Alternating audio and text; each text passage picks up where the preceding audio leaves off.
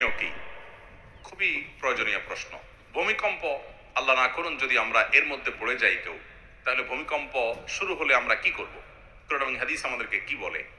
প্রথমত, একজন ইমানদার যে কোনো কঠিন পরিস্থিতিতে সর্বপ্রথম তার দৃষ্টি যাবে আল্লাহ রাব্বুল আলামিনের দিকে।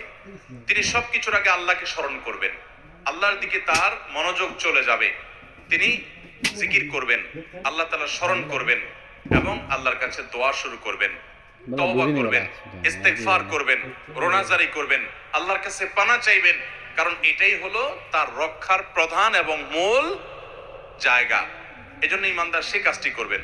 নবী করিম সাল্লাল্লাহু আলাইহি সাল্লাম চন্দ্রগ্রহণ হলে, সূর্যগ্রহণ হলে, সাহাবীদের মধ্যে ভূমিকম্প তৈরি হলে, এরকম কোন পরিস্থিতি তৈরি হলে তারা আল্লাহর দিকে রুজু হতেন, জিকির আজকার করতেন, আল্লাহর দিকে মনোযোগী হতেন, তওবা করতেন, ইস্তেগফার করতেন। অতএব সেই কাজগুলো আমাদেরকে করতে হবে। এটা হলো প্রথম। দ্বিতীয়ত, এরকম পরিস্থিতিতে সতর্কতামূলক ব্যবস্থা হিসাবে আমরা অবশ্যই বিশেষজ্ঞরা যে পরামর্শ দিয়ে থাকেন সেই পরামর্শগুলো অনুযায়ী আমরা আমল করব। নিজেকে নিরাপদ জায়গায় নিয়ে যাব। যদি বের হওয়ার সুযোগ থাকে ভবন থেকে বের হয়ে নিরাপদ জায়গায় চলে যাব। যদি ভবন থেকে বের হওয়ার রিস্কি হয় বা সে সুযোগ না থাকে, তাহলে অন্তত ওই যে বিমের আশেপাশে থাকা অথবা আপনার শক্ত কোনো খাট, চৌকি, টেবিল এগুলোর নিচে অবস্থান নেওয়া, আরো যে যে পরামর্শ এ বিষয় বিশেষজ্ঞরা দিয়ে থাকেন সেগুলো অবলম্বন করতে হবে। অন্যকে সহযোগিতা করার চেষ্টা করতে হবে। একজন ইমানদার তিনি জাগতিক যে সমস্ত উপায় উপকরণ আছে এগুলো গ্রহণ করতে তার ইমান তাকে বাধা দেয় না, কিন্তু ইমানদারের সবকিছুর আছে আগে নজর চলে যাবে, তার দৃষ্টি চলে যাবে কার কাছে?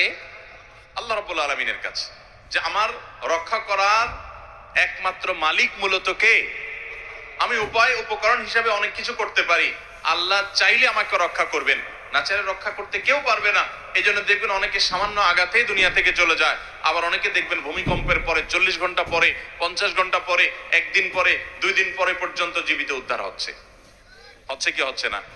এই যে করোনা হলো, বহু মানুষ আমরা দেখেছি যে করোনার রোগী সাথে মাখামাখি করেছে, কিছুই হয় নাই। আবার এমনও মানুষ ছিল যে শুরু থেকে পুরো লকডাউনের দরজা জানলা বন্ধ করে পড়ে আছে, তার করোনা আক্রান্ত হয়ে দুনিয়া থেকেই চলে গেছে। আছে না নাই? অতএব সব জায়গায় বিজ্ঞান জবাব দিতে পারবে না। দুজন মানুষ পাশাপাশি আছে, একজনের ইমিউন হয়তো একটু বেশিও আছে কিন্তু সে আগে শেষ হয়ে যাচ্ছে, আরেকজন ইমিউন একটু কম, রোগ প্রতিরোধ ক্ষমতা কম, কিন্তু দেখা যাচ্ছে সে পরে শেষ হচ্ছে। কেন পরে শেষ হচ্ছে এর কোনো ব্যাখ্যা কেউ দিতে পারবে না, কিন্তু ইমানদারের কাছে ব্যাখ্যা আছে যে আল্লাহ তাআলা তার হায়াত বেশি রেখেছেন, সেজন্য সে বেশি বেঁচেছে।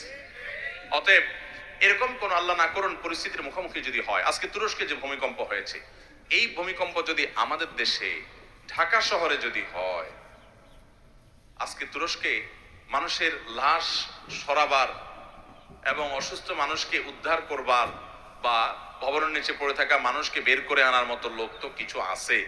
আল্লাহ না করুন ঢাকা শহরে যদি এরকম পরিস্থিতি হয়, তাহলে উদ্ধার করার মতো মানুষ, লাশ দাফন করার মতো মানুষও পাওয়া যাবে না, কাঁদার মানুষও পাওয়া যাবে না।